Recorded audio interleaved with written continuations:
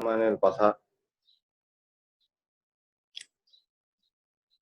যোগবশিষ্ঠ রামায়ণ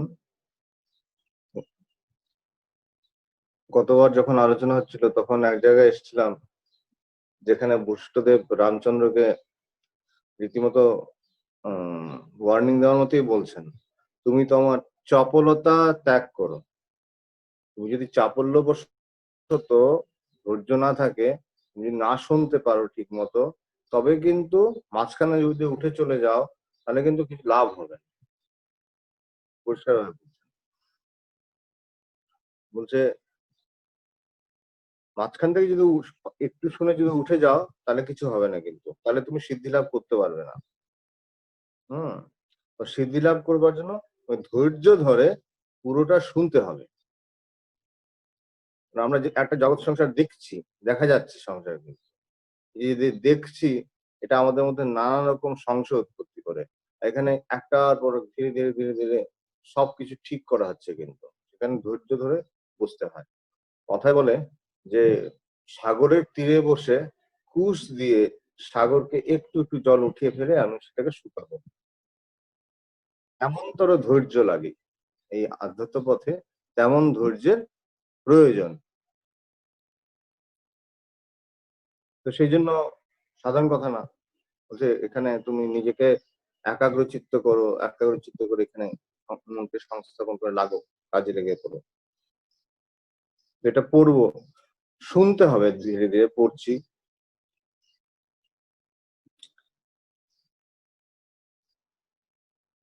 এই আধ্যাত্ম রামায়ণ নিয়ে বলছে, এই আধ্যাত্ম রামায়ণ সর্বশ্রেষ্ঠ। কেন বলছে? ইহা শ্রবণ মাত্রই তত্ত্ববোধ উৎপন্ন হয়, শুনলে পরেই তত্ত্ববোধ জন্মায়, শুনলেই হয়, আর কিছু করতে হয় না। তাই বলছে হে রাম, আত্মবিচার ও আত্মার কথা শ্রবণ ভিন্ন তোমার সংসার দুঃখ অন্য কিছুতেই ধ্বংস হবে না। এই যে সংসার দেখে তোমার যে দুঃখ হচ্ছে, কষ্ট যে পাচ্ছ, যাতনা, এই যে এটার মূল কারণ হচ্ছে অজ্ঞান ধ্বংস কি করে হবে? শোনো, শুনলে পরেই হবে। এই অদ্ভুত এই গ্রন্থ আধ্যাত্ম রামায়ণ, বলছে এই যোগ বশিষ্ঠ রামায়ণ। বলছে যে ব্রহ্মে চিত্তকে সংস্থাপিত করিয়া তদ্গত প্রাণে যারা ব্রহ্মা লাভ করেন, সন্তুষ্ট ও আনন্দিত চিত্ত সেই সকল সাধুরাই ব্রহ্মনিষ্ঠ হয়ে জীবন মুক্তি লাভ করেন। এবং সাধারণ মহাত্মারা দেহাবসানের পর মুক্ত হয়ে থাকেন। দু ধরনের মুক্তির কথা, জীবন মুক্তি এবং বিদেহ মুক্তি, সব বলছি। যারা ব্রহ্মের মধ্যে চিত্তকে, নিজের মনকে একদম লাগিয়ে নিয়েছে, লাগিয়ে সেখানেই বসেছে, কিন্তু নড়ছে না, তারা জীবন মুক্ত হন। আর সাধারণরা কি হয়, পরে চলতে চলতে ধীরে ধীরে দেহ চলে গেলে পর বিদেহ মুক্তি লাভ করে। রাম তখন জিজ্ঞেস করছেন, হে প্রভু, জীবন মুক্ত ও দেহ বাসনে মুক্ত, এই যে উভয় মুক্তের লক্ষণ, এটা আমাকে বলুন, কেমন হয় এটা একটু জানান। বশিষ্ঠদেব বলছেন, শাস্ত্রোক্ত কর্মের অনুষ্ঠান করেও এই জগৎকে যিনি গগনবৎ শূন্য রূপ জ্ঞান করেন, আকাশ যেমন ফাঁকা, ঠিক তেমন এই জগৎকে যিনি ফাঁকা, একদম ফাঁকা বলেই মনে করেন, শূন্য, এবং জাগতিক ব্যবহার পরায়ণ হয়েও যিনি সেখানে সুষুপ্ত ব্যক্তির মতো নির্লেপ থাকেন, তিনি যিনি ব্যবহার করছেন কিন্তু মিথ্যা জ্ঞানে ব্যবহার করছেন। কেমন মিথ্যা জ্ঞান? বলছে সুষুপ্তিতে যেরকম হয় নির্লেপ থাকে এই জগৎ সংসার থেকে, ঠিক তেমন হয় সুষুপ্তি, কোনো কিছুর প্রতি তিনি কোনোভাবেই যুক্ত হন না, নির্লেপ। দুঃখের সময় যার মুখ মলিন হয় না এবং সবসময় সন্তুষ্ট, এই জীবন মুক্ত। যিনি বিকার শূন্য আত্মাতে সর্বদা জাগ্রত এবং জাগতিক জাগ্রত অবস্থায় বাসনাবিহীন অথচ ব্যবহার পরায়ণ, তিনি জীবন মুক্ত। গীতায় একটা শ্লোক আছে না, ইয়া নিশা সর্বভূতানাম তস্যাম জাগ্রতি সংযমি यस्याम जागृति भूतानि सा निशा पश्यतो মুনে। দ্বিতীয় অধ্যায় থেকে যখন রাত্রি, ঘোর রাত্রি হচ্ছে, সেখানে তিনি জেগে আছেন। আর যখন সব জেগে আছে এই জগৎ বলছে, তখন তিনি ঘুমোচ্ছেন। এই জন্য অদ্ভুত কথা বলছে কি, এই যে সংসার যে দেখছে, আমরা যে যে জগৎ সংসার দেখছি, সেখানে তিনি সুষুপ্ত, গভীরভাবে নিদ্রিত। আর সেই জ্ঞানের প্রকাশে তিনি সদা জাগ্রত, সেখানে বাকি জগৎ নিদ্রিত। যে আত্মা হয়েও আমরা আত্মাকে জানতে পারছি না। যে রোজ সুষুপ্তিতে যাচ্ছি, সেখানে আত্মার সঙ্গেই আছি, কোন নিরাবরণ রয়েছে, হ্যাঁ, কিন্তু অজ্ঞান এখানে তার নেই, সে জাগ্রত। আর এখানে আমাদের অজ্ঞান দ্বারা সাধারণ মানুষ আবরিত, তাই সে নিদ্রিত। এইভাবে বলছে যে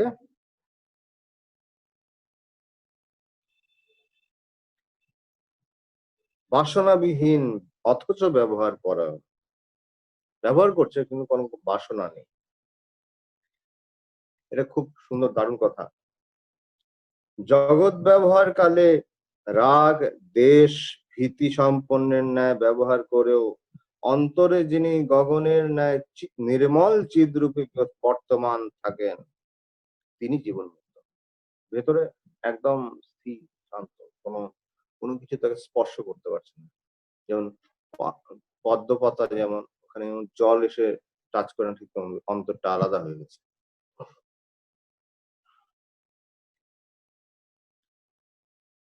যার অহম বোধ অভাবগ্রস্ত নয়, যিনি কর্ম করেও পাপ বা পুণ্যে লিপ্ত হন না, তিনি জীবনমুক্ত।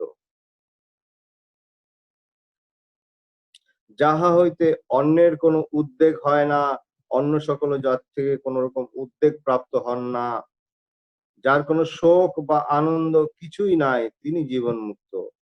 যিনি শরীর থাকিতেও নিজেকে শরীরই জ্ঞান করেন না, মন থাকিতেও যিনি অমনস্ক, সংসার থাকিলেও তাতে অনাসক্ত, তিনি জীবনমুক্ত। বিষয় কার্যে লিপ্ত থাকলেও যার কোনো অনুরাগ বা বিদ্বেষ কিছুই নেই, এবং সবকিছুর মধ্যেই যার পূর্ণত্ব বোধ রয়েছে, সব প্রত্যেকটা জিনিস সেই এই বোধ রয়েছে, তিনি জীবনমুক্ত। এইরূপ জীবনমুক্ত পুরুষেরা দেহ বাসনে জীবন মুক্তি পথ পরিহার করে বিদেহমুক্ত হন। তাহাকে তখন সৎ বা অসৎ, উদিত বা অস্তমিত কিছুই বলা যায় না। আমি ও আমা হইতে পৃথক এমনি ভেদ জ্ঞান তাদের আর থাকে না। তিনি তখন ব্রহ্মস্বরূপ হইয়া সূর্য রূপে তাপ দেন, ব্রহ্মা বিষ্ণু রুদ্র রূপে সৃষ্টি স্থিতি সংহার করেন, হিমালয়াদি কুল পর্বত রূপে দেবতা ঋষি অসুরগণকে ধারণ করেন, ভূমি রূপে চরাচর প্রাণীবর্গকে বহন করেন, জল ও অগ্নি রূপে তিনি প্রবত্ত উষ্ণতাকে ধারণ করেন, চন্দ্র রূপে কিরণ বর্ষণ করেন, বৃক্ষলতা রূপে নানা ফল দান করেন। এই ব্রহ্ম পুরুষই তম রূপে অন্ধকার, দিক রূপে প্রকাশ, শূন্য রূপ হয়ে আকাশ এবং পর্বত রূপে ভূমিকে আবৃত করেন। পরিস্ফুট চৈতন্য রূপে স্থাবর জঙ্গম প্রাণীদের সৃষ্টি করেন, আবার আবরণহীন চিদাত্মা বলে এই অসীম জগৎ বিস্তৃত করিয়া শান্ত ভাবে অবস্থান করেন। এইভাবে যা কিছু অতীত হয়ে গেছে, বর্তমানে যা কিছু হচ্ছে, পরে যা কিছু হবে, সবই তিনি হয়ে যান। এক কথায় সবকিছু যে ব্রহ্ম, এই কথাটাই বৈষ্ণবদেব বারবার বলে চলছেন। সবকিছুই ছিল ব্রহ্ম, বই দ্বিতীয় কিছু নেই। জীবনমুক্ত হলে কি হয়, এখানে কিছুটা বর্ণনা করলো, গল্পের মতো আমরা শুনলাম, বর্ণনা করা হলো। আসল ব্যাপারটা হচ্ছে আমরা কি, আমরা মানে আমরা কেমন আচরণ করছি, আমরা কি এই মুক্তির পথে সচেষ্ট হয়েছি, এটা হচ্ছে মূল কথা। আমরা যদি সচেষ্ট হই, নিশ্চয়ই এই বলছে মানে মায়ার বেড়াজাল ভেদ করে বেরিয়ে যাবে।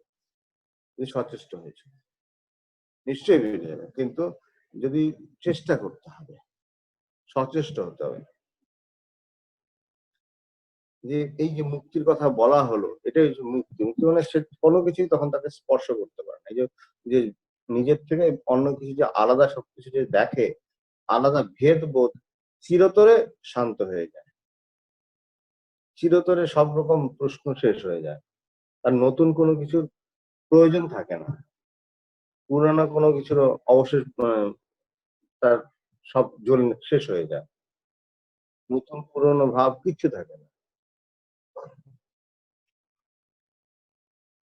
হে রাম, এই যে মুক্তির কথা বললাম, এরই নাম ব্রহ্মস্বরূপতা প্রাপ্তি বা নির্বাণ।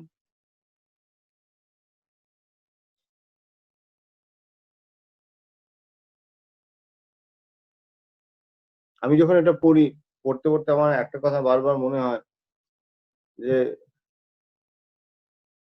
এটা যখন প্রাথমিকভাবে শোনা হয়, প্রথম কেউ শোনে, তখন এতে রুচি নাও হতে পারে। রুচি নাও হতে পারে মানে হয়তোবা এটা মনের মধ্যে ঠিক লাগছে না। ঠিক এটা বোঝা যাচ্ছে না কি বলা হচ্ছে। ধারণ করা যায় না। আমাদের অরুচির মতো হতে পারে। এটা কি হচ্ছে ঠিক ভালো লাগছে না, বুঝতে পারছি না তো কি বলছে এখানে। হুম? এখানে যদি কিন্তু এখানে যদি আমরা একটু মনটাকে নিবিষ্ট করি, তখন কিন্তু ধরতে পারবো। তার আগে ধরতে পারবো না। যার জন্য আগে বারবার একটাই কথা বলে চলেছি। আমাদেরকে আরেকটু কিন্তু মনোনিবেশ করতে হবে। এমন তো নয় যে আমরা ক্লাস 1 এই সারা বছর কাটিয়ে দিলাম। বছরের বছর আমরা 1 এই পড়ছি। হ্যাঁ? 2011 গেল, তুমি কোন ক্লাসে পড়ো? 1 এ। 2013 তে জিজ্ঞেস করলাম, কোন ক্লাসে উঠলে এবার? 1 এ পড়ছি। তার মানে তুমি আসলে পড়ছো, মুখে বলছো, কিন্তু বাস্তবে তুমি পড়ছো না। যদি পড়াশোনা করো, তাহলে 1 থেকে ডিঙিয়ে 2, 3 তুমি বেরোতে থাকবে। যদি বেশি ভালো মতো পড়াশোনা করো, ডাবল প্রমোশন হবে। সেইজন্য বলছে তুমি নিজের দিকে ভালো করে তাকাও। তুমি কি চাইছো? কি চাইছো এটা ঠিকমতো তাকাও, তাকিয়ে দেখো।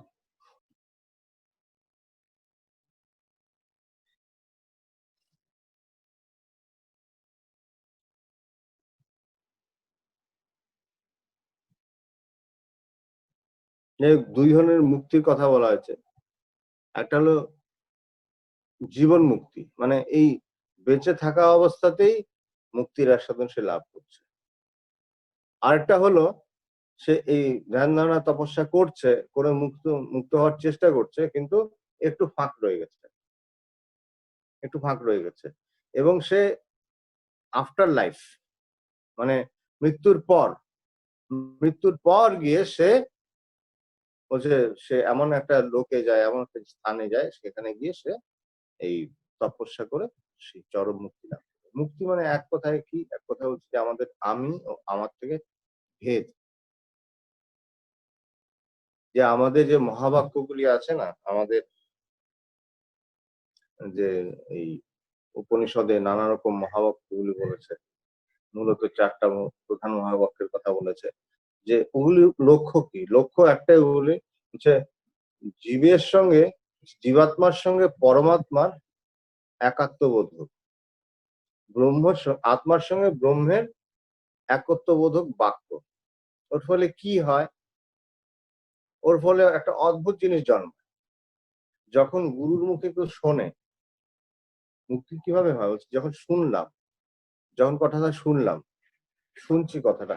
হুম? শোনার পরে আমাদের কি হয়? আমাদের মনের মধ্যে এক ধরনের বৃত্তি জন্মায়। এমনিতেও এই যখন বাইরের জগৎ সংসার কিছু জানতে যাই, তখন কি হয়? মনের মধ্যে একটা বৃত্তি হয় যে এটা কি? জানতে চায়। ঠিক ওখানে গিয়ে তারপরে বৃত্তিটা গিয়ে বস্তুতে গিয়ে পৌঁছায়, সেখানে জ্ঞান, বস্তুটার ব্যাপারে জ্ঞান। কিন্তু এটা তো বাইরের ব্যাপার। বাইরে। ইন্দ্রিয়ের সাহায্যে যখন বাইরে কোথাও যাচ্ছে। কিন্তু যখন আমি নিজের অন্তরে তাকাচ্ছি, যখন এই নিজের অন্তঃকরণে মনের মধ্যে তাকাচ্ছি, হ্যাঁ? সেখানে মনের মধ্যেও নানা রকম সুখ-দুঃখ অনুভূতি হচ্ছে কিন্তু। সুখ-দুঃখ নানা রকম অনুভূতি হচ্ছে। সেখানে অনুভূতিগুলির জন্য কিন্তু কোন রকম বৃত্তির প্রয়োজন পড়ে কি? ওই অনুভূতিগুলি আমি তো জানছি অনুভূতিগুলি আপন অন্তরে যে অনুভূতিগুলি হচ্ছে সেগুলোকেও আমি জানছি। সেগুলিকে জানবার জন্য কি কোনো মনের বৃত্তির প্রয়োজন পড়ে? সেখানে কিন্তু হচ্ছে এক ভাসক চৈতন্যের দ্বারাই সবকিছু কিন্তু প্রকাশিত হয়ে রয়েছে। সবকিছু প্রকাশিত হয়ে রয়েছে। সেখানে আলাদা করে আমাকে কোনো বৃত্তির সাহায্য নিতে হয় না। সাক্ষী চৈতন্য তার দ্বারা সবকিছু প্রকাশিত প্রকাশিত হয়ে রয়েছে, ধরা পড়ছে। কিন্তু এইভাবে যখন যখন আমি অন্তরে যখন জানতে চাইছি ব্যাপারটা কি, ব্রহ্ম বস্তুটা কি, যখন গুরুর মুখে শুনলাম, ওই যে মহাবাক্য শোনা হলো কিংবা এই যে এই আধ্যাত্মিক চিন্তা করা হচ্ছে, যে বেদান্তে শোনা হচ্ছে, যোগেশ রামায়ণ শুনছি, হ্যাঁ? মানে এগুলি পড়ছি যখন, শুনছি যখন, তখন কি হবে?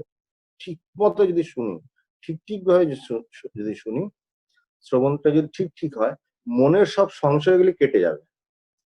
সব সংশয়গুলি একদম পর পর কেটে যাবে। একটাও থাকবে না। সংশয় কেটে গিয়ে কি হবে? ব্রহ্ম বস্তু সম্পর্কে আমার হৃদয়ে সম্পূর্ণ একটা অদ্ভুত একটা ধারণা জন্মাবে। এবং ধারণা কিভাবে জন্মাবে? যে মানে আমার অন্তরেই একটা অদ্ভুত নিরাকার বৃত্তি জন্মাবে। এমন একটা বৃত্তি আসবে যে বৃত্তিটা নিরাকার। সে বলছে নিরাকারা কেন? এই নিরাকার বৃত্তি, ব্রহ্মকারা বৃত্তি এভাবে করে বলে। একটা বৃত্তি জন্মায় যেটার কোনো আকার নেই। এবং সেই নিরাকার বৃত্তি সে এক লাস্ট হচ্ছে অন্তিম বৃত্তি। ওখানেই হচ্ছে এটাই বলছি যে ওই ব্রহ্মকার বৃত্তি যখন মানে এটা কি হচ্ছে নিরন্তর আপন নিজের মধ্যে হচ্ছে সে তখন এই অনুরণন চলছে, ব্রহ্মচিন্তন চলছে। এমন ব্রহ্মচিন্তন সবকিছুতে এসে সবকিছুই বলছে ব্রহ্মেই পর্যবেসিত হচ্ছে। সে ব্রহ্ম ছাড়া দ্বিতীয় বস্তু তখন দেখছে না, হয় না। এই চলছে। এটা চলছে। এটা কেমন ভাবে চলছে? বলছে নিদিধ্যাসনের কথা বলছে না? বলছে যে কিরকম? যে একটা পাত্র থেকে আরেকটা পাত্রে তেল ঢালছি। যে তৈল ধারাবৎ। যেমন মানে সেইভাবে একটা ব্রহ্মচিন্তন হয়ে চলেছে। ব্রহ্ম নিয়ে চিন্তা করছে। কিন্তু সেইভাবে ব্রহ্মচিন্তন হচ্ছে। ব্রহ্ম এই নয়, ব্রহ্ম কি সেইভাবে ভাবছে না। ব্রহ্মের স্বরূপগত ভাবে যেটা সেটাই চিন্তন হচ্ছে। স্বরূপগত ভাবে যেটা ব্রহ্ম নিরাকারা বৃত্তি, তারা হচ্ছে নিরাকারা বৃত্তি নাম দিয়েছে। এই চলতে নিরন্তর যখন বাহিত হয়, তখন কি হয়? তখন অন্তঃকরণের যে অবিদ্যা সেটা নাশ হয়ে যায়। অবিদ্যা নাশ হলে তখন সমহিমায় জ্ঞান হচ্ছে বৃত্তি শূন্য, এবং বৃত্তির কোনো আলাদা প্রয়োজন থাকে না। তিনি তখন নিজেই প্রকাশিত হয়ে থাকেন। অন্য কিছু থাকে না। তো এই মুক্তির কথা এটাই মুক্তি। এই হলো কিন্তু মুক্তি। এটাই হলো মুক্তি। হচ্ছে মুক্ত হলো, তো তখন মুক্ত হওয়ার পরে তার আচরণ অন্যরকম হয়ে যায়। তখন তার আচরণ অন্যরকম হয়ে যায়। তার ব্যবহারটা পুরো বদলে যায়। এই জগৎ সংসারের প্রতি যে ব্যবহার আগের মতো আর থাকে না। বদলে যায়। পুরো কাটা হয়ে যায়। সে ভেতর থেকে কেটে যায়। বাইরের জগতের সঙ্গে সম্পর্ক কেটে যায়। বুঝতে পারা যায় এবং আচরণটাও ঠিক তেমন উদাসীন হয়ে যায়। সম্পূর্ণভাবে উদাসীন। কোনো আরোপিত উদাসীন্য নয় কিন্তু। আরোপ করা হয়েছে তা নয়। ভেতর থেকেই সবকিছু কেটে যায়। কেটে গেল। এবং সেইজন্যই তখন বলে গেল যে তিনি তখন মানে কোনো অভাবগ্রস্ত নয়। তিনি পূর্ণ হয়ে আছেন। এইজন্য এখানে জীবন মুক্তর নানা রকম গুণের কথা বলছে। তিনি কেমন হন? তিনি সবকিছু ব্যবহার করেও তিনি কিছু করেন না। তিনি সুষুপ্তের মতো থাকেন। উদাসীন। এত উদাসীন ঘুমিয়েই আছে। শরীর থাকতেও নিজেকে শরীরই বলে বোঝেন না। এমন হয়ে হয়। বিষয় কার্যে তিনি লিপ্ত আছেন কিন্তু তার মধ্যে কোনো অনুরাগ বা বিদ্বেষ বোধ নাই। বিষয় কার্য যখন করছে সেখানে তো অনুরাগ বিদ্বেষ এগুলো থাকতে লাগে। কিছু তো হবে। মানে করছে কেন? যে না কিছু নেই। কোনো কিছু নেই। তো এইভাবে মুক্তির কথা বলা হচ্ছে। কিন্তু এমনও হয় যারা এই ধ্যান ধারণার চর্চা করছে বটে, কিন্তু মুক্ত হলো না। মানে এই ইহজন্মে হলো না। দেহ যন্ত্রটা তার আগেই নষ্ট হয়ে গেল। দেহের একটা লিমিটেড পিরিয়ড থাকে তো, ওইটা তার আগেই শেষ হয়ে গেল। তো তখন কি করবে? আফটার লাইফ তার অন্য একটা জায়গায় যায়। তখন বলছে ও সেখানে গিয়ে মুক্ত লাভ করে। বলছে অহংজ্ঞান ও তৎসংশ্লিষ্ট যে দৃশ্য জগৎ পরিদৃষ্ট হচ্ছে, বন্ধাপুত্রের মতো ইহা নিতান্তই অলীক বস্তু, এমনি জ্ঞানের উদয়ে ওই মুক্তি লাভ করা সম্ভব হয়। কিভাবে এই মুক্তি হয়? এই যে মুক্তির কথা বলা হলো, কিভাবে মুক্তি হয় এটা বলছে যে বলছে এই যে অহম বলে একটা আমরা অন্তরে একটা অহংজ্ঞান, আমাদের অহংকার একটা বোধ হয়, আমি বোধ আছে, এবং আমি এই দেহ, এই মন, এই জগৎ সংসার দেখছি, এই হয় কিন্তু সবকিছু দেখছি, এই যা কিছু দেখছি এটা বলছে কেমন বন্ধাপুত্র। বন্ধাপুত্র কিরকম? বন্ধা যিনি বলছে না, একজন নারী বন্ধা, বন্ধা মানে তার কোনো পুত্র হওয়ার সম্ভাবনাই নেই, হবে না। তো বন্ধার পুত্র মানে এটা অলীক বস্তু, হয় না, হবে না। ঘোড়ার ডিম বল না, অলীক বস্তু। হ্যাঁ, সে বন্ধা পুত্রের মতো এই যে অহম থেকে আরম্ভ করে বাকি পুরো যে দৃশ্য জ্ঞান ওই রকম ভাবে হচ্ছে অলীক হয়ে গেছে, যে উড়ে গেছে, গায়েব হয়ে গেছে, ভ্যানিশ হয়ে যায়, নাই, ছিল অলীক হয়ে গেল। তখন বলছে এইভাবে হলো, এমনি জ্ঞানের উদয় হলেই এই মুক্তি হয়। যখন এই জ্ঞানের উদয় হয়, যেটা কোনদিন ছিলই না, নেই, জগৎ নেই, নেই। তো রাম তখন জিজ্ঞেস করছেন যে কঠিন কথা, তো তখন বলছে হে বেদ বিদ বরেণ্য, কেন আপনি বেদ, আপনি যে সেই চরম জ্ঞানকে জেনেছেন, বিদেহ মুক্তগণী ত্রিলোকের যাবতীয় ব্যাপার নিষ্পাদন করছেন, আপনার এইরূপ উপদেশে আমার মনে হচ্ছে যে তারাই এইভাবে সংসার দশা লাভ করেছে, যারা বিদেহ মুক্ত তারাই সংসার দশা, সংসার হয়েছে তাদের। তখন রামকে বসিষ্ঠদেব আবার বলা শুরু করেছে, হে রাম, ত্রিভুবন যদি প্রকৃতই থাকে, যদি বাস্তবিক সংসার, বারবার আমাদের প্রশ্ন কিন্তু বারবার ঘুরে ফিরে সংসার সম্পর্কে, ব্রহ্ম সম্পর্কে প্রশ্ন হয় না, যে কোনো প্রশ্ন সংসারকে নিয়ে হয়। ব্রহ্মকে নিয়ে আমরা প্রশ্ন করতে পারি না আমরা, অদ্ভুত। ব্রহ্মকে নিয়ে করবো কি করে? কারণ ওটা তো তোমার অস্তিত্ব। আমি নেই, এই বোধটা কার হয়? গানে লিখেছে আমি নেই, আমি নেই, আমি নেই আবার কি? তুমি আবার নেই হলে কোথায় বাবা? তুমি যদি নেই তা তুমি লিখছো কি করে? তুমি বলছো কি করে? তুমি নিজের মনের দিকে তাকিয়ে দেখো, নিজের অনুভূতির মতো বুঝে দেখো, কখনো নেই হয় নাকি? এই বোধ আসে না, প্রলাপ, পাগলের প্রলাপ। তাই বলছে যে তুমি আছো সবসময়, সেই আমার অস্তিত্ব নিয়ে কিন্তু কেউ আমরা প্রশ্ন করি না। আমরা প্রশ্ন করি জগৎ সম্পর্কে, জগতের ছোঁয়ায় এসে, এই সংসারের ছোঁয়ায় এসে নানা রকম প্রশ্ন করি। এটা কি করে হলো, ওটা কি করে হলো, কি করে হলো মানে তখনই প্রশ্ন জগৎ সময়ে। অসীম কি করে সসীম হলেন, যিনি সীমাহীন অসীম, তিনি একটা সীমিত দেহের মধ্যে কি করে এসে গেলেন, এসব নানা প্রশ্ন, উল্টো পাল্টা প্রশ্ন। বলছে কি এই প্রশ্নগুলি কেন হলো? এই জগৎ, জগৎ দেখছো দেখে, সংসার দেখছো তাই হচ্ছে, জগৎ যেহেতু দৃষ্ট হচ্ছে তাই। এই জন্যই বলছে দেখছো কেন, নেই তবুও দেখছি, তোমার মানে তোমার রোগ হয়েছে, এটার নামই হচ্ছে ভবরোগ। ত্রিভুবন যদি সত্যি সত্যি থাকতো, তবেই না তারা, এই যে তুমি যে বলছো যে যারা বিদেহ মুক্ত তারাই সংসার দশা লাভ করছে, যদি থাকতো সত্যি তবে না এরা লাভ করতো, নেই তো।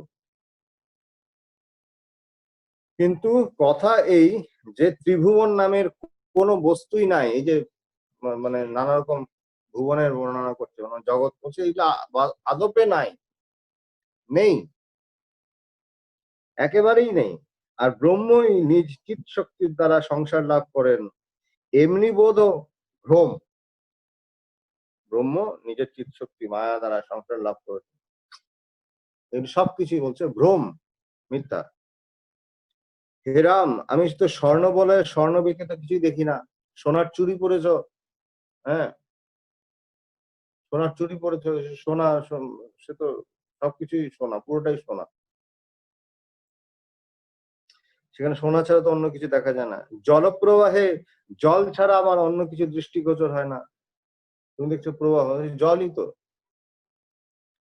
গগনের শূন্যতা, আলোকের তেজ, বায়ুর স্পন্দন, সবই এক। বায়ুর স্পন্দন আর বায়ু কিন্তু ভিন্ন বস্তু নয়, একই বস্তু। তেমনি এই জগৎ ও ব্রহ্ম থেকে ভিন্ন কিছু নয়, আলাদা নয়, দুটো একই। যেমন বায়ু এবং বায়ুর স্পন্দন এবং জল এবং জলের প্রবহনতা, অগ্নি অগ্নির তেজ, ঠিক তেমন সে দুটো একই, জগৎ আর ব্রহ্ম এক।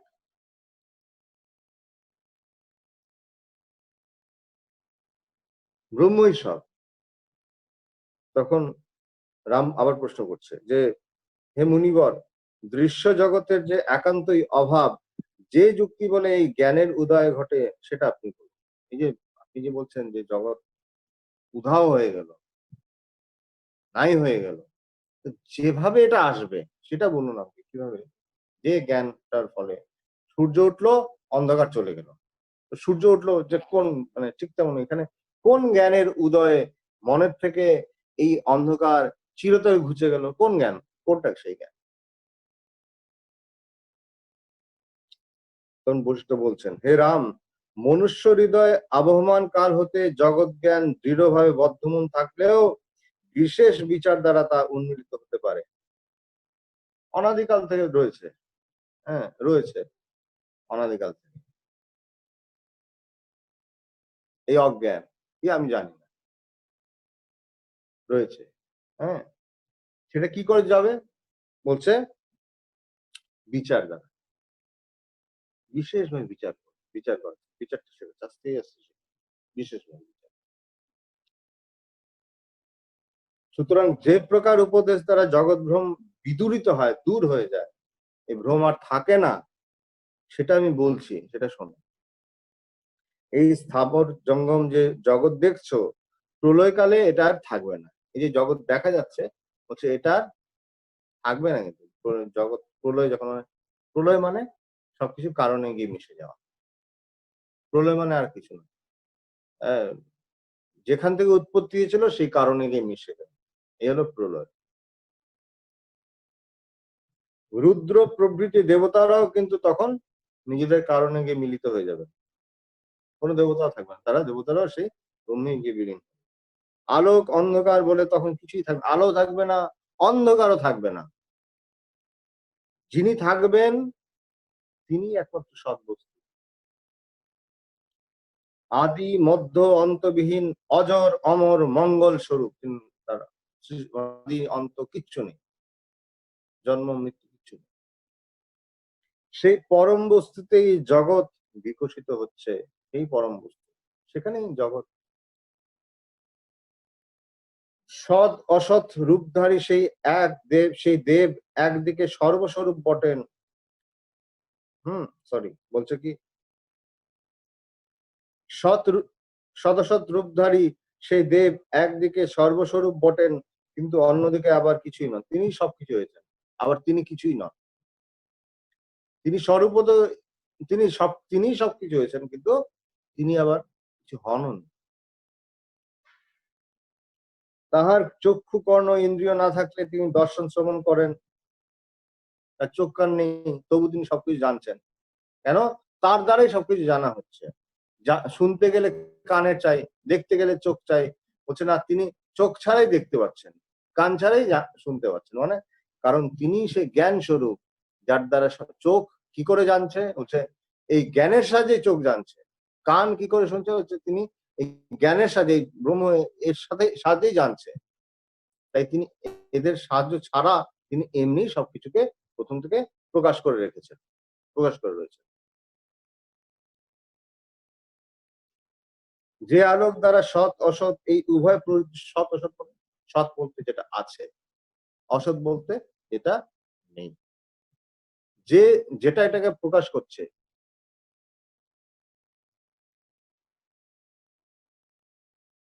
অনাদি অনন্ত রূপে যিনি সৃষ্টি কার্যে তৎপর, সেই স্বস্বরূপ নিরঞ্জন আলোক তিনি, এক ব্রহ্ম। সৎ রূপেও তিনি, অসৎ রূপেও তিনি, সবকিছু। এই জন্য বললো না, খুব সুন্দর যে কি, তখন আলোকও থাকে না, অন্ধকারও থাকে না, কিছু।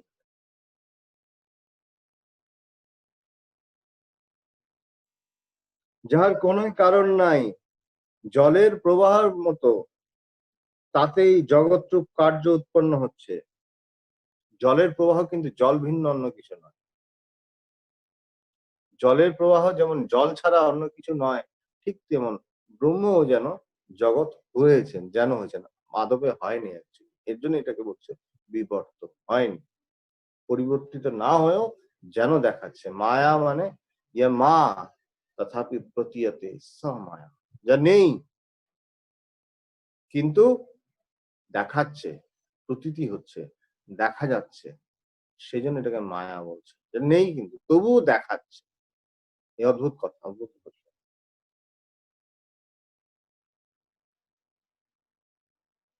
চিন্মাত্র স্বরূপ যিনি চিত্তে অবস্থিত থেকে প্রদীপের মতো ত্রিভুবন আলোকিত করছেন,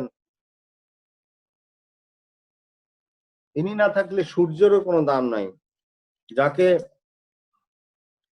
যাকে পেলে পর জগৎ হচ্ছে, এই জগৎ যত আমাদের ব্রহ্মজ্ঞান হলে কি হয় বলছে না, জগৎ যতই প্রিয় হোক, এই মায়া মরীচিকার মতো একদম মিথ্যা হয়ে যায়, উড়ে যায়। যিনি চেষ্টাবান হইলে বন্যী স্ফুলিঙ্গবৎ জগতের উদ্ভব হয়, আর চেষ্টা শূন্য থাকলে জগৎ সেখানে বিলয় প্রাপ্ত হয়ে যায়।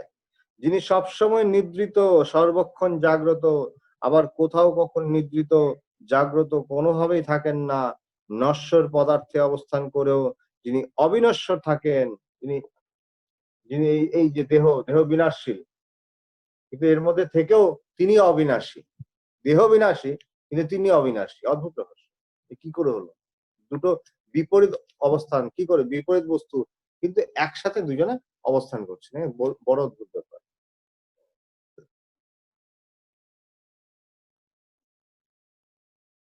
সদা প্রত্যক্ষ হয়েও যিনি সদা অপ্রত্যক্ষ। এই জ্ঞান, এই বোধ, এই বোধ ছাড়া অন্য কিছু হয় না। কিন্তু এই বোধ সবকিছুকে প্রকাশ করছে। এই বিশ্বজগৎ চক্ষুদের না পায় দেখিতে আপনারে। যে নিজেকে দেখছেন, নিজেকে দেখতে পাচ্ছেন। কিন্তু তার প্রকাশেই সবকিছু প্রকাশিত হচ্ছে। তাই তিনি প্রত্যক্ষ হয়েও অপ্রত্যক্ষ রয়ে গেছেন। মুখ হয়েও যিনি বচনশীল। যিনি মুখ, তিনি কিছু বলেন না। তিনি কিছু তার মধ্যে থেকে কিন্তু তার দ্বারাই সব বাণী প্রকাশিত। তার দ্বারাই বাক প্রযুক্ত হচ্ছে, বলতে পারছে, বাক প্রকাশিত হচ্ছে তার দ্বারাই, তার সাহায্যে, তার সাহায্যে, কিন্তু তিনি নন। পাষাণবৎ থাকিয়াও যিনি মননক্ষম, তিনি পাষাণ স্থাণু, জড়ের মতো তিনি বসে আছেন। কিন্তু তার সাহায্যেই মনন হচ্ছে, চিন্তন হচ্ছে, ভাবনা চিন্তা চলছে, তার সাহায্যে হচ্ছে। নিত্য তৃপ্ত হয়েও যিনি ভোক্তা, তার কোনো কিছুর অভাব নেই। তিনি পূর্ণ, তিনি পূর্ণ, তিনি তৃপ্ত, পূর্ণ তৃপ্ত। কিন্তু তিনিই আবার ভোক্তা রূপ ধারণ করলেন। এই অদ্ভুত ব্যাপার, অদ্ভুত রহস্য। যে কর্মাতীত হয়েও কর্মময়, নিরাকার হইও সর্বত্র সাকার, যাহাকে না দেখিয়াই জীবের সংসার বন্ধন এবং দেখিলেই মুক্তি। একে জানে না যারা, তারাই বন্ধন, বন্ধ হয়ে আছে। আর যারা জেনেছে তারা মুক্ত। এই জন্যই বলছে বিষ্ণুদেব, সুন্দর বলছে যে অপূর্বম হরের মায়া ত্রিগুণা রজ্জুরূপিণী গয়া মুক্ত ধাবতী বদ্ধ ধাবতী ধাবতী। এই মায়া হচ্ছে অদ্ভুত। যিনি জেনেছেন হরিরই মায়া, তিনি তোমার আত্মায় সেই চিৎ স্বরূপ পরম দেব উদিত হলে তুমি দেখবে এই সবকিছুর সঙ্গে তুমি এক ভাবাপন্ন। তুমি বই দ্বিতীয় কিছু নেই। এক আত্মায় বস্তু, এক চিন্ময় অবশিষ্ট রয়েছে। আর সেটা না হলে এ ও সে নানা কিছু তুমি তখন দেখবে। সেটা না হলে তুমি তুমি আমি এ ও সে এই ভেদ দর্শন তখন কিছুতেই যাবে না, যতক্ষণ অব্দি তুমি সেই চিন্ময় রূপটাকে দর্শন না করছো। হে সাধক, দ্রষ্টা দৃশ্য দর্শন এই তিন ভাবের মধ্যে সাক্ষী রূপে যিনি বিরাজমান, চিত্তকে একাগ্রতা সম্পন্ন করিয়া দেখিলে সেই আত্মাকেই তুমি সর্বত্র দেখতে হবে। তুমি মনটাকে ভালো করে লাগাও, ভালো করে লাগাও, তখন তুমি দেখতে হবে তিনি অনাদি অনন্ত নিত্য শুদ্ধ অজ অমর ব্রহ্ম। এই জগতে তিনি একমাত্র জ্ঞাত, তিনি রয়েছেন।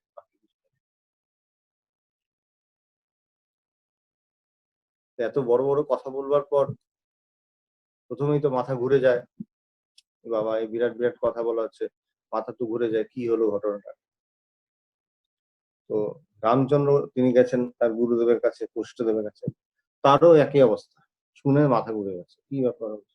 তো এখন প্রশ্ন করছে, কিভাবে বলছেন, হে দেব, রামচন্দ্র বলছেন, প্রশ্ন করছে কি, হে দেব, প্রলয়ান্তে যিনি সৎরূপে অবশিষ্ট থাকেন, প্রলয় যখন হয়ে গেল, যখন সবকিছু তার নিজের কারণে গিয়ে মিলে গেল, কিছুই নেই, আলো নেই, অন্ধকার নেই, সে তার প্রত্যেকে নিজের কারণ রয়ে গেছে, সেই সৎ অস্তিত্ব অস্তিমাত্র হয়ে গেছে, যিনি নিরাকার ও যার কোনো নাম নাই, সেটা আমি বুঝেছি নিঃসন্দেহ, সেখানে আমার কোনো সন্দেহ নেই, সব গিয়ে নিজের কারণে গিয়ে মিলে, কিছুই রইল না, বুঝলাম।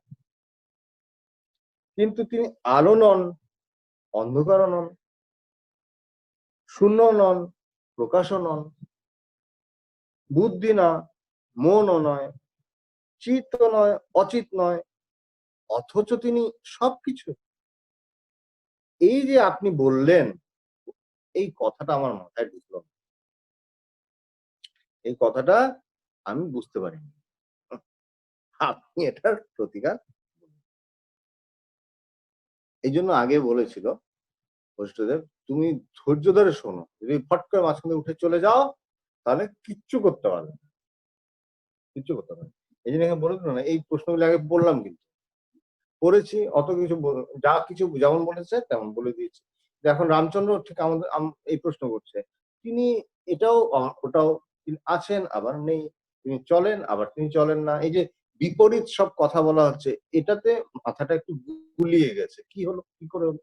তাই প্রশ্নটা এরকম করছে যে তিনি আলো নন, অন্ধকারও নন, শূন্য নন, প্রকাশ নন, বুদ্ধি নয়, মন নয়, চিত না, বা অচিত নয়, কিছুই না, অথচ তিনিই সবকিছু হয়েছেন। অদ্ভুত কথা। আপনার এই উপদেশটা আমি মোহগ্রস্ত হয়ে গেছি, আমি বুঝতে পারছি, গুলিয়ে গেছে। আপনি এটা জবাবটা দিন, আমার এই মোহটা ভঙ্গ করুন, আমি বুঝতে পারছি, বুঝতে পারছি। তখন বশিষ্ঠদেব বললেন, হে রাম, ভালো করে শুনতে হবে, যে হে রাম, কাষ্ঠস্তম্ভের যে অংশে পুত্তলিকা প্রস্তুত করা হয় নাই, সেই অংশে যেমন পুত্তলিকা থাকে, তেমনি এই জগৎ তখন তাহাতেই অনুন্মেষিত ভাবে থাকে বলে তিনি শূন্য পদবাচ্য নন। তিনি শূন্য নন, শূন্য নন কেন, একটা কাঠের স্তম্ভ রয়েছে, কাঠের স্তম্ভ রামচন্দ্রকে নিয়ে গেছে সবার মাঝখানে, দেখো এখানে দেখো, একটা কাঠের পুতুল ভিতরে রয়েছে, কাঠের পুতুল আঁকা আছে, খোদাই করা আছে, কাঠের স্তম্ভের উল্টো দিকে নিয়ে গেছে, উল্টো দিকে দেখো, এখানে দেখো পুতুল আছে, পুতুল তো নেই, নেই কি বলা যাবে, ওখানে রয়েছে অব্যক্ত অবস্থায়, ঠিক সেভাবে বলছে, যেহেতু কাঠের যেদিকে পুতুল নেই, আর বললাম যেখানে একটা কাঠের পুতুল রয়েছে একদিকে, কাঠের স্তম্ভে একদিকে কাঠের পুতুল রয়েছে, অন্যদিকে নিয়ে যাওয়া হলো, এখানে কাঠের পুতুলটা আছে, হচ্ছে নেই, নেই কি বলা যাবে, রয়েছে কিন্তু অব্যক্ত, সেখানে প্রকাশিত হয়, ঠিক সে বলছে এই জগৎ, সেখানে জগতের অনুন্মেষিত, উন্মেষ হয়নি, তখন তখন উন্মেষ হয়নি জগতে, সেইভাবে জগৎ অবস্থান করছিল, তাই সেটাকে শূন্য বলা যায় না। এই বিশাল জগৎ সত্য বা মিথ্যা যাই হোক, যেটাই হোক, সত্য হোক মিথ্যা হোক, যাই হোক, এবং যেখানে থাক, এটা কিন্তু কখনোই শূন্য না। আর ব্রহ্ম জগৎ ছাড়া নন, তাই কিন্তু শূন্য নন, ব্রহ্ম কিন্তু রয়েছেন, এই কখনোই তিনি শূন্য হন, শূন্য হন। শান্ত জলরাশিতে যেমন তরঙ্গ নাই এবং আছে, দুটোই, জল শান্ত হয়েছে, সেখানে তরঙ্গ নেই, তরঙ্গ নেই মানে কি, তরঙ্গটা অপ্রকাশিত, যারা বিজ্ঞান নিয়ে পড়েছে, যারা জানে স্পন্দন কিরকম হয়, স্পন্দন কমে যাচ্ছে, কমে যাচ্ছে, কমে যাচ্ছে, গ্রাফ আঁকি না, আস্তে কমতে কমতে কমতে কমতে একদম লিমিট টেন্ডস টু জিরো, যেন শূন্য হয়ে গেছে, নেই, নেই কি একেবারে না, রয়ে গেছে, খুব জিরো, মানে এটা শূন্যের মতো, কিন্তু শূন্য মানে এইভাবে আমাদের চোখের মধ্যে প্রকাশ পাচ্ছে না, দৃষ্টিগোচর হচ্ছে না, অপ্রকাশিত, সেখানে সুপ্ত হয়ে গেছে। সেইভাবে বলছে যে শান্ত জলরাশিতে যেমন তরঙ্গ নাই বলে সেটা যে সেখানে তরঙ্গ নেই বলা যাবে না, আছে, অপ্রকাশিত। ব্রহ্মেও তেমন এই জগৎ শূন্য অশূন্য দুই ভাবেই অবস্থিত বলে তিনি শূন্য নন, অশূন্য নন, প্রকাশও নন। তিনি আলোক নন, এর মানে হচ্ছে এই যে সূর্য চন্দ্র অগ্নি তারা, এই যে ভৌতিক আলোক, যে এই ভৌতিক আলো, সূর্য চন্দ্র গ্রহ তারার যে ভৌতিক আলো, এটা সেখানে নেই, এই ভৌতিক আলো সেখানে নেই, তাই তিনি আলোক নন। কিন্তু তিনি স্বয়ং প্রকাশ, কিন্তু তিনি কারোর সাহায্যে প্রকাশিত হচ্ছেন না, তিনি স্বয়ং প্রকাশ, অর্থাৎ নিজেই নিজের প্রকাশ করেন, তাই তিনি অন্ধকার নন। তিনি আলোক নন, তিনি অন্ধকারও নন। আলোক নন এই আলোক, ভৌতিক আলোক নন, অন্ধকার নন কারণ তিনি স্বয়ং প্রকাশ। আবার বুদ্ধি ও মনে থেকে তিনি সবকিছুকে প্রকাশ করে চলেছেন, বুদ্ধিতে এবং মনের সঙ্গে সংযুক্ত হয়ে তিনি বিশ্ব সংসার জগৎ প্রকাশ করছেন। এই জন্য বুদ্ধি ও মন তার থেকে উদ্ভূত হলেও তিনি মন বুদ্ধি নন, মন বুদ্ধি তার থেকে এসেছে কিন্তু তিনি সেটা নন। সলিলে তরঙ্গ, জলের মধ্যে তরঙ্গ আর মৃত্তিকায় ঘট, তেমনি ব্রহ্মেই জগতের সত্তা রয়েছে। তখন তিনি শূন্য হতে পারেন না, সেখানে তিনি রয়েছেন, শূন্য হলেন তিনি রয়েছেন। আবার তিনি যতক্ষণ স্বেচ্ছায় জগৎ প্রকাশ করছেন না, যতক্ষণ প্রকাশ করছেন না, ততক্ষণ প্রকাশ করেছেন বলে তো বলা যাচ্ছে না, কি বলবো কিভাবে, যতক্ষণ প্রকাশ করলেন না। আবার মাটি জল প্রভৃতি যে সকল সাকার পদার্থ ব্রহ্মে অবস্থিত জগতের সঙ্গে সেটার তো তুলনা হয় না, কেননা ব্রহ্ম গগন সদৃশ, আকাশ এবং তার মাঝখানে যে জগৎ সেটাও নিরাকার। সূর্য কিরণের উষ্ণতা ভিন্ন যেমন আর কিছুই অনুভূত হয় না, সেইরূপ চিদাকাশে চিন্ময় জগৎই দৃষ্ট হয়ে থাকে। সুতরাং চিৎ অচিত দুটোই পরমাত্মাতেই অবস্থান করছে।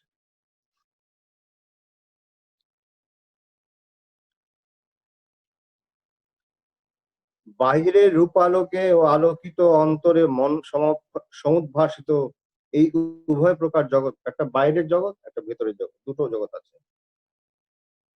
এই এই যে নানা রকম বাইরের জগৎ দেখছি, নানা রকম রূপ দেখছি এবং অন্তরে যেটা অনুভব করছি, এই দুটোও কিন্তু বলছে সেই তিনি ছাড়া অন্য কিছু নয়, এই সেই চৈতন্য ছাড়া, এই ব্রহ্ম ছাড়া অন্য কিছু নয়। বর্তমানে জগৎ যেরকমই থাকুক না কেন, যে আকারেই থাকুক না কেন, পরিণামে কিন্তু এটা তুরীয় ভাবেই থাকবে। অতএব প্রশান্ত আত্মা যোগী ব্যবহার বা সুষুপ্তি উভয় কালেই সকলের প্রকাশক, অথচ অপ্রকাশ অবস্থাতেই ব্রহ্মই থাকে। শান্ত জলরাশিতে তরঙ্গ সময়ের বিদ্যমানতার মতো নিরাকার ব্রহ্মে ব্রহ্ম সদৃশ সেই জগৎ বিদ্যমান রয়েছে। শান্ত জল রাশি, সেখানে তো তরঙ্গ জন্মায়নি, হচ্ছে ঠিক তেমন ব্রহ্মের মধ্যে এই জগৎ সুপ্ত হয়ে রয়েছে, অপ্রকাশিত রয়েছে। জ্ঞানী পুরুষ কোন অবস্থাতেই দৃশ্য দেখেন না,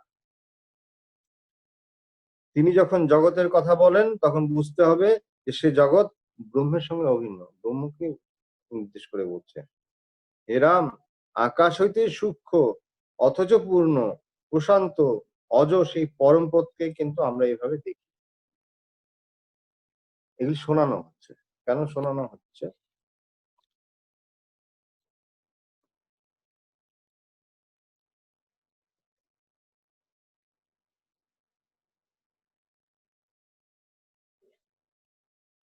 এর শোনানো হচ্ছে, কেন শোনানো হচ্ছে? শোনানোর উদ্দেশ্য আছে, যাতে আমাদের একটা সংস্কার হয়, জ্ঞানের সংস্কার হয়। যে কি প্রথমেই বলে দেওয়া হয়েছে এই জন্য, যেন ফট করে যদি চাপল্য উঠে যাও না, ছটফট করো না, শান্ত হয়ে শোনো। শোনো, যখন আমরা প্রথম শুনেছিলাম ভগবানের কাছে, অনেক কথাই বোঝা যায়, বুঝতে পারা যায় না, কিন্তু হয়ে গেছে, আস্তে আস্তে আস্তে আস্তে যখন তিনি কিছু একটা বললেন, সেটা কিন্তু সংস্কারের মতো ছাপ ছেড়ে যায়। আমরা যখন কোনো একটা কিছু শুনছি, সেটা কিন্তু আমাদের মনের মধ্যে একটা ছাপ রেখে যায়। সেই প্রত্যেকটা ছাপ কিন্তু আমরা বুঝতে পারি না, ধরতে পারি না। কিভাবে কি হচ্ছে? কিন্তু ছাপ রেখে যায়। ধ্যান ধারণা তপস্যা ছাড়া কিন্তু সবকিছু প্রকাশিত হয় না। নইলে কি করে বলবো? ওই যে বলল না যে কিভাবে হয়? সমাধির কথা বলা হলো। সমাধি কি করে? সমাধি তো খুব সহজলভ্য ভাবে বলা যায় না। কিন্তু এই যে অজ্ঞান নাশ কিভাবে হচ্ছে বলছে সেইরকম হচ্ছে শ্রবণ মনন নিদিধ্যাসন। ওই নিদিধ্যাসনের ফলে ব্রহ্মজ্ঞার বৃত্তি উদয় হলো। ব্রহ্মজ্ঞার বৃত্তি চলছে, এমনভাবে চলছে তখন কিন্তু বোঝা যাবে ব্রহ্মজ্ঞার বৃত্তি চলছে। তখন গিয়ে একদম যে অন্যরকম হয়ে গেল। এবং এই নিরাকার বৃত্তি এমন হলো যে অজ্ঞান বীজ একদম চিরতরে নাশ করে দেয়। অবিদ্যা বীজ একদম শেষ হয়ে যায়, নাশ হয়ে যায়। এবং তখন নিরাবরণ ব্রহ্ম কিন্তু সমন্বয়ে প্রকাশমান হয়ে যায়। তখন আর অন্য কিছু থাকে না। এই তখন কি হলো? তখনই বলবে তিনি আকাশ হইতে সূক্ষ্ম অথচ পরিপূর্ণ প্রশান্ত অজ সেই পরম পদকে তখন এইভাবে তখন প্রত্যক্ষ করে। আত্ম অভিন্ন রূপে প্রত্যক্ষ করে। নিজের থেকে অভিন্ন। নিজেকেই দেখে তখন। নিজেকেই সর্বত্র দেখে। সর্বত্র বলে কিছু থাকে না তখন। এটা ওটা সেটা থাকে না তখন। কিচ্ছু থাকে না।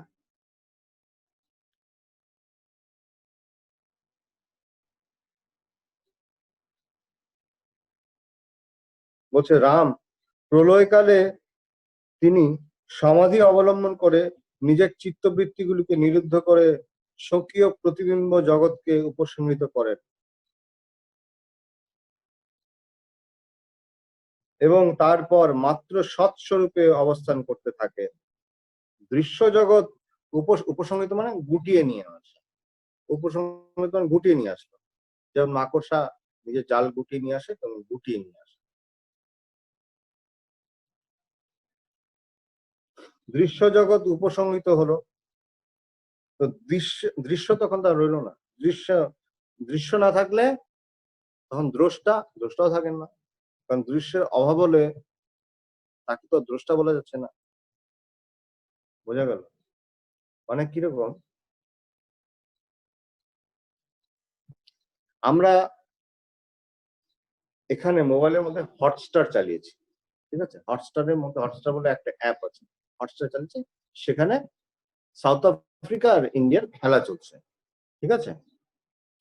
তো সেখানে হচ্ছে উপর লেখা আছে, লেখা রয়েছে যে অডিয়েন্স মানে দেখছে, দ্রষ্টা। কতজন দ্রষ্টা রয়েছেন তার দেখছেন। ঠিক আছে? এবার আমরা এই মোবাইলটাকে ব্যবহার করছি, হটস্টার চালাচ্ছি না, কোন একটা রেডিও চালিয়েছি। এবার আমরা দেখছি কি? এবার কি আমরা বলবো আমরা দেখছি, রেডিও দেখছি? না, আমরা কিন্তু রেডিও শুনছি। কেন? তখন আমরা শ্রবণেন্দ্রিয়ের প্রয়োগ করছি। শ্রবণেন্দ্রিয় প্রয়োগ করে শুনছি, তাই শ্রোতা বলছে। এখন বলছে দৃশ্য যেটাকে দেখছি কিংবা শ্রবণযোগ্য যেটা যে শুনছি, সেগুলি শ্রোতব্য যেটা হচ্ছে সেগুলি কিছুই রইলো না। অথচ আমি রয়ে গেলাম। কিন্তু সেই আমি যখন দেখছিলাম, দেখার সাপেক্ষে দৃশ্যকে দর্শনের সাপেক্ষে আমার নাম দেওয়া ছিল দ্রষ্টা। শ্রোতব্য বস্তু যখন শুনছিলাম, যখন রেডিও শুনছিলাম, তখন আমার নাম ছিল শ্রোতা। কিন্তু এগুলি যখন কিছুই রইলো না, তখন কিন্তু আমাকে দ্রষ্টা বলা যাবে না, শ্রোতাও বলা যাবে না। দৃশ্যের অভাবে দ্রষ্টাও চলে যায়। এখানে কি দ্রষ্টার মানে দ্রষ্টা বলতে যাকে নির্দিষ্ট করা হচ্ছে তিনি কি লুপ্ত হয়ে যান? না। দ্রষ্টা বলতে যাকে বলা হয়েছে যে মূল, তিনি নিজের স্বস্বরূপেই সদা বিরাজমান। তখন তার বহির্নিক্ষেপটা বন্ধ হয়ে গেল। এই কথাটা এখানে বলছে। দৃশ্য জগৎ গুটিয়ে নিয়ে আসলেও দৃশ্যের অভাব প্রযুক্ত দ্রষ্টা তখন তিনিও থাকেন। সেই সময় তিনি যেভাবে প্রকাশ করতে থাকেন সেটাই হলো ব্রহ্মের রূপ। এই ব্রহ্ম নিজের রূপ, এরকম দৃশ্য নেই, তিনি নিজে রয়েছেন। তিনি নিজে রয়েছেন, এই দৃশ্য নেই, কিন্তু তিনি রয়ে গেছেন। এই রহস্যময়, এই রহস্য ভেদ করতে হবে। এই রহস্যটা ভেদ করতে হবে। উপনিষদে বলছে না যে মানে তীর মারছে, অহংকার কি তীর, একাগ্রতাকে মারছে ব্রহ্ম, হচ্ছে ঠিক তেমন হচ্ছে এই রহস্য, এটাকে ভেদ করতে হবে। দর্শনটা, যে জগৎ যে দর্শন দেখছি, এইটাকে স্টপ করতে হবে। চৈতন্যের যে চেত্ত ভাব, এই চৈতন্য যে বারবার নিজেকে জানবার চেষ্টা করছে, অর্থাৎ মন, বুদ্ধি, ইন্দ্রিয় এগুলিকে যে প্রকাশিত করে রাখার ভাব, সেটার বিলোপ ঘটলে যে শান্ত সুনির্মল চিন্মাত্র থাকেন, সেটাই পরমাত্মা রূপ। বলছে যিনি বিজ্ঞাতা স্বরূপ, তিনি কখনো জ্ঞানের বিষয় হতে পারেন না। বোঝা গেল কথাটা? আমরা জানি অনেক কিছু, তাই না? এই বিশ্ব সংসারে যোগেশ্বর রামায়ণ, এখানে নানা রকম ক্লাস হচ্ছে, অনেক কিছু জানি, অনেক কিছু শুনছি, বেদান্তের অনেক কথা আমরা বলে দিচ্ছি। কিন্তু সব কথার তাৎপর্য কি? সব কথার তাৎপর্য হচ্ছে তুমি সেই জ্ঞানকে জানো। তো আমি জ্ঞানকে জানবার চেষ্টা করছি, জ্ঞান বস্তুটাকে যতক্ষণ জানবার চেষ্টা করছি, জ্ঞানটা আমার থেকে ভিন্ন বলে রেখেছি, আমার থেকে আলাদা বলে তাকে জানবার চেষ্টা করছি। যতক্ষণ আলাদা বলে জানবার চেষ্টা করছি, এই চেষ্টার থেকেই কিন্তু এই জগৎ সংসার সৃষ্টি হয়ে গেছে। এই বললো চেতনের চেত্ত ভাব। চেতন, যিনি চেতন স্বরূপ, তিনি জ্ঞান, যিনি, তখন জ্ঞান কখনো নিজের বিষয় হতে পারে। বলছে পবিত্রানন্দজি বলতেন, আমি নিজেকে দেখাই কি করে। ভগবান বলতেন, তুমি নিজেকে স্পর্শ করো তো দেখি, তুমি নিজেকে ছোঁয় তো দেখি। যে কি করে হয়? হয় না। তুমি নিজেকে বিষয় করতে পারো না তো কি করে করবে? এই যে তুমি নিজেকে বিষয় করবার চেষ্টা করছো, এটাই অজ্ঞান। এই যে বিষয়, বিষয়ের উপর দেখে এই যে এই বোধটা যখন জাগে, তখন রিট্রেস ব্যাক, এই ধর্মের আরম্ভ, যে এই ধর্মের শুরু হয়, ধর্মের শুরু হয় এখান থেকে।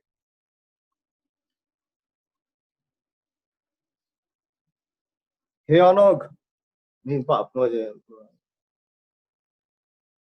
স্বপ্ন দর্শন পরিত্যাগ করিয়া মন জড়তা শূন্য পরিচ্ছেদ রহিত হলে যে সুষুপ্তি অবস্থা ঘটে, প্রলয়ান্তে সেই রূপই অবশিষ্ট থাকে। সুষুপ্তিতে যেমন হয়, কিছু থাকে না সুষুপ্তিতে, হ্যাঁ, অজ্ঞান দ্বারা আবরিত থাকে, ঠিক তেমন হচ্ছে প্রলয়ও ঠিক তেমন হয়, কিছু থাকে না, কিছু থাকে।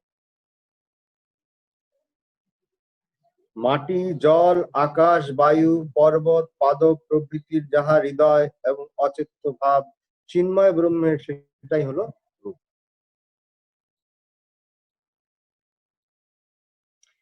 জীবগণের চিত্ত চেত্ত ভাব উপশান্ত হলে যে শান্তিময় সত্তা অবশিষ্ট থাকে, সেটাই ব্রহ্মের রূপ।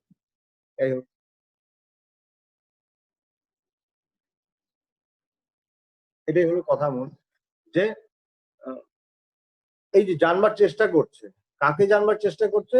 সে জ্ঞানকে জানার চেষ্টা করছে, কিন্তু জ্ঞান বস্তুটা কখনো বিষয় হতে পারে। যিনি বিষয়ী, তিনি নিজেকে আবার কি করে বিষয় তিনি করতে পারেন, তিনি কখনো নিজেকে যখন জানতে পারেন না। তাই বলছি না যে নিজে নিজেকে ছুবে কি করে, তুমি নিজেকে স্পর্শ কি করে করবে, পবিত্রাঞ্জলির কথা, নিজে দেখাই কি করে, হয় না। যখন সবকিছুই আত্মা হয়ে গেল, তখন কে কাকে ছুবে, কে কাকে স্পর্শ করবে, হচ্ছে এই অদ্ভুত কথা। বলছে তুমি যতক্ষণ অব্দি নিজেকে আলাদা করে রেখেছো, ততক্ষণ তুমি জানবার চেষ্টা করছো। যতক্ষণ তুমি নিজেকে ভিন্ন মানে আলাদা করে রেখেছো, এটা ওটা সেটা করে রেখেছো, তখন সমাধির চেষ্টা করছো কেন? সমাধির চেষ্টা করছো এই জন্য তুমি তাকে জানোনি বলে ভেবেছো। জানোনি, কিন্তু এই জ্ঞান দিয়েই তুমি জানতে চাইছো। কাকে জানছো? জ্ঞানকে। এই যে এই একটা ঘুমের মধ্যে সবাই পড়ে গেছে, কিন্তু এটা বোঝা যায় না। এই জন্য কি বলছে, কি করতে হবে? বলছে আস্তে আস্তে মনন করো, এই পথে ধীরে ধীরে চলতে থাকো, খুব সূক্ষ্ম, অত সহজ নয়। আত্মজ্ঞান মানে কিন্তু বিরাট দামি ব্যাপার। এমনিতে সমাধিতে নানা অবস্থা হয়, অনেক কিছু হয়, আত্মজ্ঞান কিন্তু একটা ভিন্ন ব্যাপার। এখানে অবিদ্যা, অজ্ঞান, যেটাকে বলা হলো ওই যে সুষুপ্তি অবস্থায়, সেখানে অজ্ঞান দ্বারাই সবকিছু আবরিত হয়ে থাকে, কিছু জানা যায় না। বলছে ঠিক তেমন ওখানে জানা যায় না বর্ণনা করা হচ্ছে এই অবিদ্যা বীজ, ওই যে সুশ্রুতি বলে, ওটা কিন্তু নাশ হয়ে যায়, শেষ হয়ে যায়, ধ্বংস হয়ে যায়। এই আত্মজ্ঞান হয় অমনি হয়, তখন অন্য ব্যাপার হয়। বিদ্যাতে হৃদয় গ্রন্থি, এই হৃদয় গ্রন্থি ছেদ হয়ে যায়। যে বলছে না যে অসীম কি করে সুসীম হলো, এই প্রশ্নটা মিটে গেল চিরকালের জন্য। সেভাবে না, নিজেকে আত্ম অভিন্ন রূপে জেনেছে, আমি সেই, এইভাবে জেনে সে এক হয়ে যায়। এখানে আজকে শেষ করছি।